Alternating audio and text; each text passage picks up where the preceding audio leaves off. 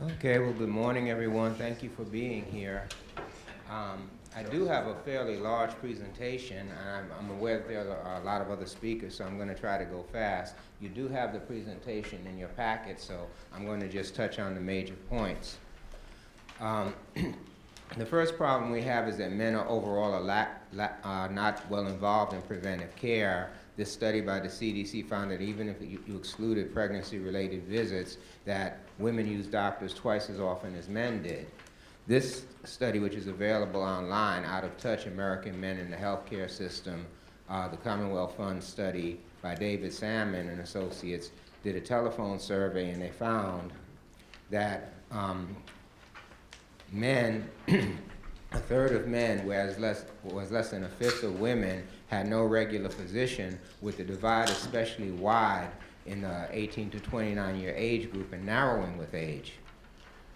Those who hadn't seen a doctor in the past year, again, men were 3 times as likely to have not seen a doctor in the past year, and again, the divide was especially wide in the 18 to 29 year age group, narrowing with age. Now, this is significant because at the World Congress for Men's Health in Nice, France in 2010, Professor Ian Banks said that the time from the onset of symptoms to a diagnosis of diabetes in a woman in the United Kingdom averaged about 1 year, where for a man it was 10 years. If a person's been carrying around diabetes or hypertension or high cholesterol for 10 years, they obviously have a very different prognosis from someone who was diagnosed and treated early.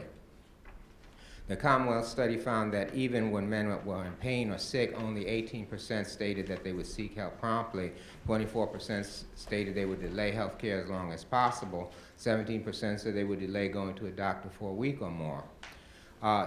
Professor Sherman James coined a term concerning African American men, John Henryism, about how African American men may drive themselves to protracted high effort coping because the stress is trying to win against society. It's based on the legend of John Henry that won a contest with a steel driving machine, but his heart failed during there and he died. Minority males were found to be twice as likely as minority females to have no physician contacts in the past year. Black and Latino men were less likely to carry health insurance than their female counterparts, and that's true of white males as well. This study, slide, which was put together by the Men's Health Network, showed that in 1920, there was only 1 year's difference in life expectancy between the genders, and then that widened, and it raises a different question. We ask, why don't men live as long as women? Perhaps the question should be, why didn't the improvement in life expectancies that took place in the 20th century, why didn't that improvement for men keep pace with the improvement for women? And this slide really, by the Men's Health Network, really shocked me because it showed that when you look at excess mortality, the peak is between the 15 to 24 year age group when you compare the mortality of males compared to females. And this is not what you would expect if it was of biological origin, because biologically the most vulnerable times are when? The infancy and old age are the most biologically vulnerable times. Yet, the peak in the difference in mortality occurs in the 15 to 24 year age group. So it raises another question. What are we doing to our young men? Because the main cause of death in this age group is not cancer or heart disease, it's injuries. So let's say, what are the barriers? We know that men are staying out of preventive health care. What's keeping them out? Well, our gender roles, our work roles, distrust of the healthcare system in certain groups, fatalism, the belief that you can't do anything about it. When it's your time to go, it's your time to go. Maladaptive self-reliance. Some men just basically feel, even if a man has a problem, he should handle it himself. Information barriers. There's not much information on men's health out there. Schedule conflicts. That's the hardest thing for me when I have a clinic full of people, but I'm not feeling well. What do? Work hours and healthcare availability hours tend to overlap. There's a lack of male-targeted health programs, and also the economic barriers that men as a gender are less likely to carry health insurance. Why do men have stoic attitudes towards pain and fear? Remember the Commonwealth study, men wouldn't go to the doctor even if they were ill or in pain. Gender role training, we're told not to run from danger, not to rest when we're tired, not to give in to pain. And if you work in a manual labor job or something that requires high tolerance for discomfort, you're not going to turn on your attention to discomfort in your body on the weekend.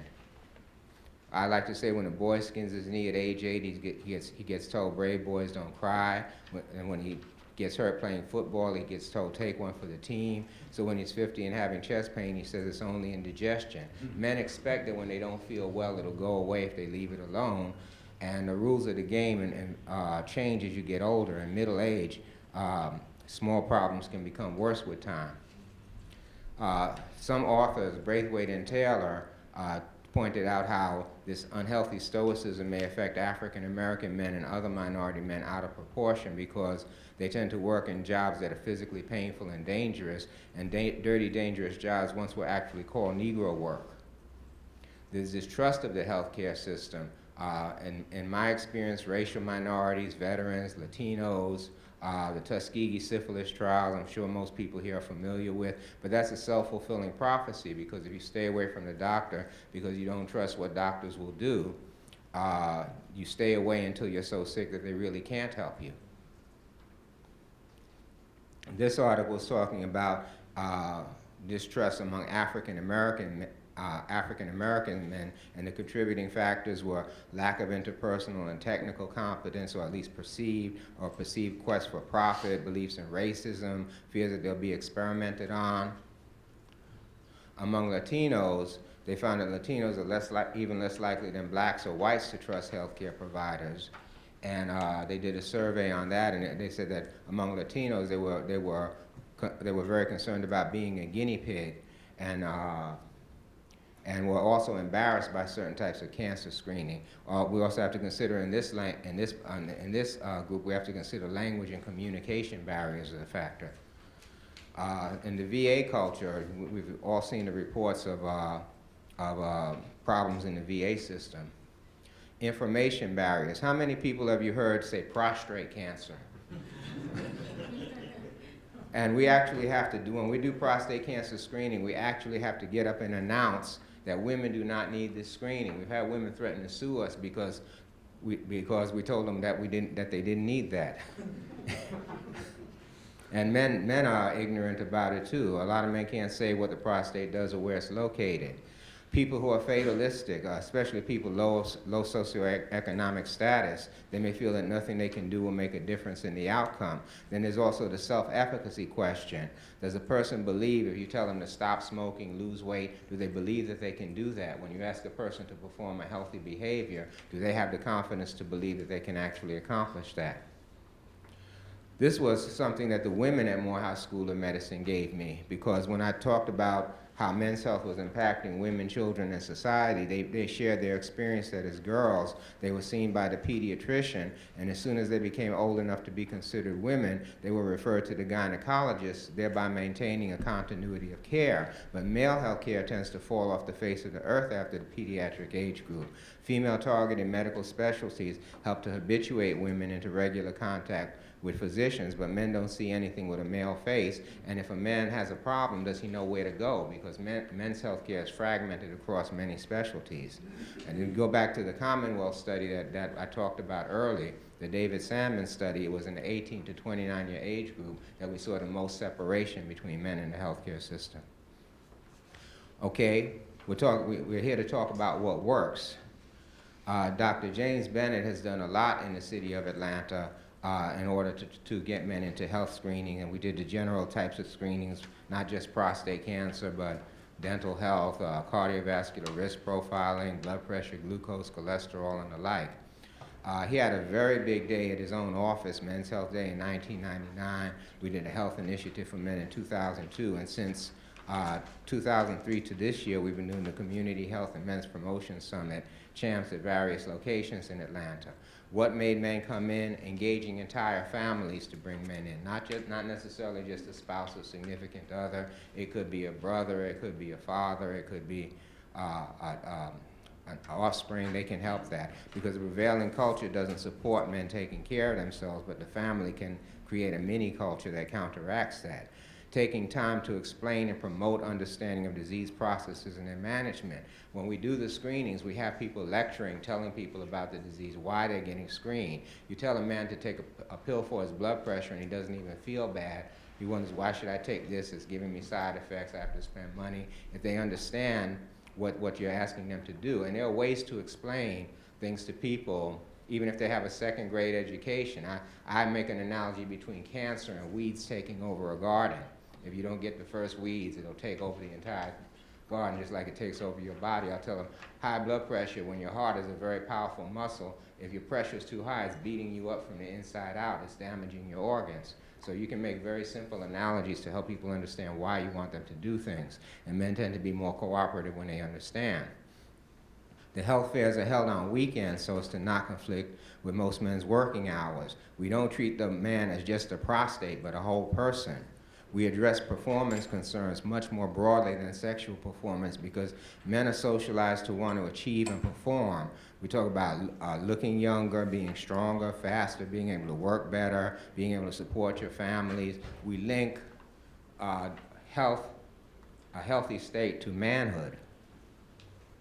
We provide flavorful samples of healthy foods. A lot of people don't like to eat a lot of things that aren't good for them because they taste good. We show them that there are ways to make things that are good for you taste good. And we have people, chefs and people prepare health foods and let people sample it. We publicize the health screenings through multiple media venues, radio, television, newspapers, posters, flyers, and churches. We're now finding the social media to be very important. That's taken over, especially with young people, but men need to know what's out there for them. We have to address cultural and language barriers. We have networks with Latino and Asian American associations. Asians and Pacific Islands have about 120 different languages, so we need to be able to communicate with people, not only with regard to the language they speak, but also the reading level. Because if we go there talking a lot of medicalese, we lose people. I once saw a doctor talk to a woman who had a coronary stenting, which was talking about myocardium and perfusion. I said, wait a minute, she doesn't understand any of that, you know. You got to talk to people on their level. Men may be more receptive to healthcare often in the form of a group or a community event. Men go to football games, baseball games, things that men won't do as individuals, they sometimes will do in a group. It's important that we don't fall into the trap of belittling men or making them feel belittled because they're not taking care of themselves. Ken Goldberg was talking about how men take care of their cars. If it burns one drop of oil or makes a noise down under the hood like that, men ignore their health because we haven't been told to apply that to our own bodies. I had a man who was a PhD psychologist. He came to Washington, D.C. He was having the symptoms of a heart attack, but he waited until he was done with his work before he went in and got checked. So men, even highly educated men, are going to put work before themselves, and we need to get a culture about what men are being taught to consider important. We also need to be, as caregivers, we need to learn to listen to men who may not have a lot of skill at communicating their problems. You know, be patient, be attentive, you know, ask questions and try to get to the bottom of it because the man may not be accustomed to explaining his problem. The health belief model, this is something that I use a lot from public health and behavioral sciences.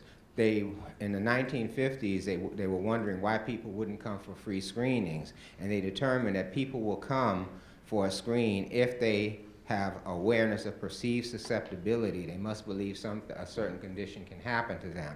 They also have to believe that it's severe, that it would affect their life. Perceived severity, which is, together they're called perceived threat. They also have to perceive benefits. They have to believe that there's something they can do. If a person believes if I get cancer, there's nothing that they can do for me, they're not going to get screened for cancer. And we have to lower the barriers to take the action, such as financial costs, fear of pain, having to travel long distances, having to wait long times, and also promoting the individual's confidence that they're actually capable of taking the actions required for prevention. And this is you can find information on the health belief model online. For instance, promoting perception of the risk of HIV prevention. Some people say, well, I'm not gay, so I can't get it. You know, you have to make people realize that everybody's susceptible. Some young gay men are having unprotected sex because they don't think it's severe. They think that if they just take a few pills, they'll be fine. And you need to explain to them that medicine's expensive, it has side effects, it will affect your life. They have to see the severity.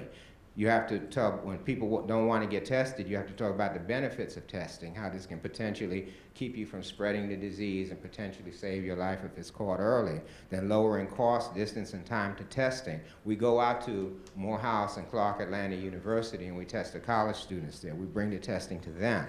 Then promoting self-efficacy, prevention behaviors. We give out condoms and things like that and explanations. So that's how the health belief model can work. And it can be applied to many different conditions. The peer-to-peer approach, use of celebrities, politicians, sports heroes, and the like, it helps to combat the lack of awareness and also makes it okay to have the health issue and talk about it publicly. It puts a face on the health issue that reflects the target group. And so we use we try to use, when we can, healthcare providers matched demographically to the target group. But regardless of the demographic group of the provider's attitude is the most important thing. But it helps overcome mistrust. Here I got to brag on myself a little bit. Yeah, James Brown was he was a prostate cancer patient. And Dr. Bennett did his surgery, so he came to help us with CHAMP. So I got to jam in front of him, and he liked it.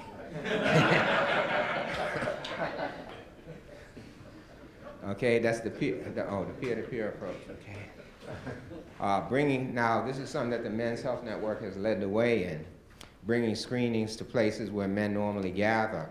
You can do that in barbershops, sporting events. Barbershops, people are sitting around with nothing to do. You can screen blood pressure and things like that. We need to talk about gender-specific programs targeting young males to keep them engaged after the pediatric age group. And one suggestion is to engage young men to link health screening to sports activities. Women can help us a lot. Ken Goldberg's material is where this comes from. That men do the best when they have motivated partners. The best approaches are tactful, non-blaming, tailored to the man's individual personality. And for instance, if he values his appearance, you can comment that he's getting a spare tire to motivate him to diet. If he takes pride in being responsible, appeal to responsibility, stay healthy, make an appointment so the family doesn't have to worry. If he's afraid, shift the fear from going to the doctor to not going to the doctor, saying that, if we find this early, we can probably do something about it. If he likes to be in charge, you challenge him. Your blood pressure was high. What are you going to do about it? So based on his personality is a way to do it. This is a really excellent article, Depression in Men, Communication, Diagnosis, and Therapy. I would recommend that people look at it who are giving counseling to men, because it talks about how depression is underdiagnosed in men, how it manifests differently, and what the best approaches to men are. In Western culture, in men, a great deal of emphasis is placed on achievement and productivity. You look at how athletes will use steroids, human growth hormone, etc., Viagra, Propecia, but not just sexual. Men want to perform. Men want to be vital. They want to be productive. They want to be strong. They want to be virile. They want to have concentration, attractiveness, and the things that make them feel like men. Men won't go for fear, but they'll go because they're having sexual problems, so it's performance issues. Men's Health Network, as we said before, pioneered bringing men's health projects to the workplace. On that, like they did it at the Georgia State Capitol. They've done it here in Washington, D.C., conventional work settings like UPS, and that works on several barriers to men's health simultaneously. If men have trouble taking off time to go to the doctor, we bring some screenings to them. We're having a program that's targeting men, and we also boost their awareness. We teach them. We don't just screen them. We let them know what's going on and why. Okay, the final issue I want to cover is we need to look at the apathy and political opposition to men's health programs by stressing that men's health has widespread economic and social effects on society as a whole.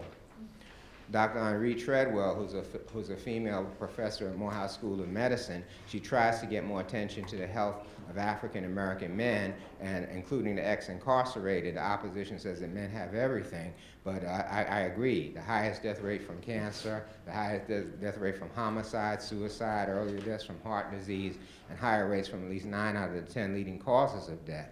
So by ignoring men's health, the whole of society is impacted adversely. It's an overlooked aspect of community health. We're not trying to place men's health above or within the context of women and children's health, but it's an important variable while it's independent in many respects, it has profound impact on the physical, emotional, and economic health of other demographic groups. I was called by my next door neighbor's wife on September 4, 2002. Her husband was unable to move and she couldn't wake him up, and he died the next day. He had a stroke. What had happened to her? She lost her companion of 32 years. If he had survived, she would have had to take care of him for the rest of his life. When a man becomes disabled, where does the burden of care fall to? It falls to the woman. Her family earnings are diminished. A widow is at increased risk of dying herself. Older women have poor prospects for remarriage usually, and if you have disability, there's increased health care expense in the face of diminished earnings. But that's not just limited to the family. If men are sick unnecessarily, you get lost time from work, diminished productivity. A former provider can become a dependent. A former taxpayer can become a tax burden. I work with a physician who, he's not disabled, but he has trouble coming in because of rheumatoid arthritis. He's in so much pain in the morning, he can't meet his appointments. So he has trouble maintaining gainful employment because of chronic illness short of disability. Then widowhood and orphan children, increased family health care costs are part of the economic effects. There's also direct exposure to spouse and children to disease agents. How are we ever going to control sexually transmitted disease in women if we don't address it among men? They called me to ask, we're giving this new vaccine to girls for human papillomavirus. Should boys get it also? I really didn't think that was a very intelligent question. I said, who's going to give it to the girls? If you don't vaccinate the boys. And then also there's other things. Sexually transmitted diseases are often more devastating in women than in men. Herpes simplex virus can make a woman unable to give birth. They have to do a cesarean section if she has an outbreak. Human papillomavirus can cause cervical cancer. Chlamydia can make a woman sterile. A lot of these diseases are worse for women than men. Then you also consider other diseases and smoking and substance use disorders, how they affect women and the whole family. One of the things that's come out about epigenetics is that they're finding out that a father's health can affect children also. We talk about maternal and child health, but I think we need to be talking about parental and child health. They found that offspring of teenage fathers are at increased risk of prematurity, low birth weight, death or death shortly after. Workers like firefighters, painters, men exposed to solvents and other chemicals in the workplace, their offspring can be miscarried, stillborn, or develop cancer later in life. If the father smokes, their children are at greater risk of brain tumors.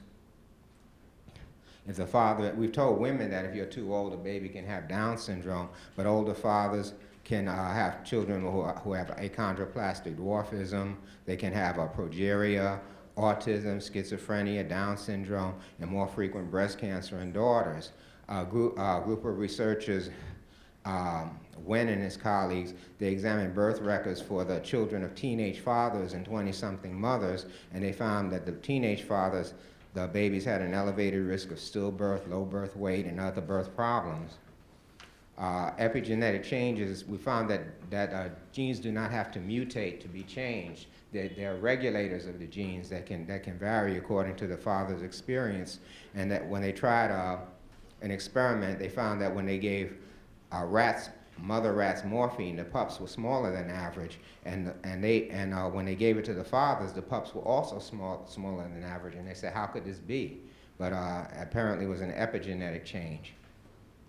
When male mice were exposed to cocaine through inhalation and mated through non-exposed females, the pups had trouble learning and remembering where to find food in simple mazes, especially the female offspring. They didn't find DNA damage, but they found altered levels of enzymes involved in chemical changes, specifically the methylation of DNA in the sperm-producing tissue of the paternal mice. This is a whole bunch of abnormalities that can be related to paternal age, cigarette smoking, and alcohol. I'm not going to read off all this medicalese, but you get the picture that what the father does can affect the health of the child is the main point. Men who served in Vietnam and Cambodia their offspring had an increased risk of acute myelogenous leukemia, especially for children diagnosed before the age of 2. If the father has mental health problems, it tends to be more associated with behavioral problems in the children than emotional problems, but the psychiatric disorders that affect fathers are associated with an increased risk of behavioral and emotional difficulties in their children, similar in magnitude to maternal psychiatric disorders. So the father's mental health can affect the child as well. Then we have the adverse sociological consequences of fatherlessness. Fatherless children are at greater risk of drug and alcohol abuse. Growing up in single-parent homes can be a risk factor. Children who live with one parent tend to have lower grade point average, lower college aspirations, poor attendance records, higher dropout rates, more likely to drop out of schools. They found that they're more likely to become offenders, both genders are. More than half the elderly widows now living in poverty were not poor before the deaths of their husbands. Death rates when women become widows, the all-causes mortality doubles in the first month after widowhood. Widowhood is even more devastating to women economically than divorce. 40% of widows and over 1/4 of divorced women fall into poverty for at least some time during the first 5 years after the end of marriage. So what it comes down to is that what we need to argue against the apathy and opposition to men's health is that by reducing that men's health has a potential to benefit the whole community.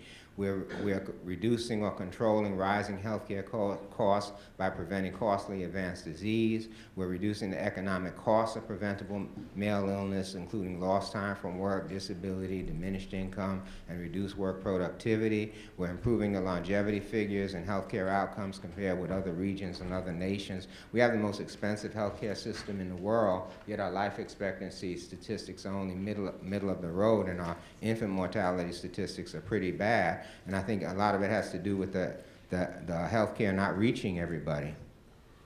You know, you can't, my attitude about health is a rising tide lifts all boats. You can't effectively weed half a garden. Optimal health of the genders is not an either-or question, it's a both or neither. If we don't optimize men's health, we'll fail to optimize women and children's health. So increased attention to the health of American men should not be seen as antagonistic to meeting the health concerns of women and children. It should be welcomed as a logical complement to women's health and children's health. Men's health and minority men's health is an essential component of building a complete and inclusive healthcare system and achieving optimal overall health in our communities and in the nation as a whole. And with that, I think I'll close. Thank you.